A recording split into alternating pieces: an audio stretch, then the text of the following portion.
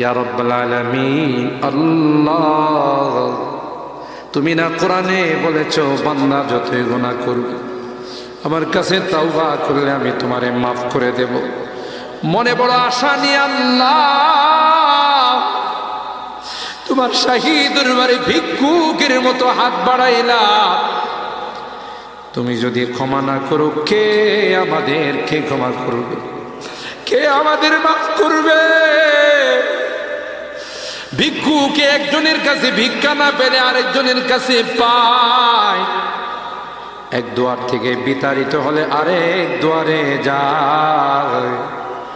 তোমার দরবার থেকে যদি মাহরুম হয়ে যায়, বিতাড়িত হয়ে যায়, কার কাছে যাব? কে আমাদেরকে ক্ষমা করবে?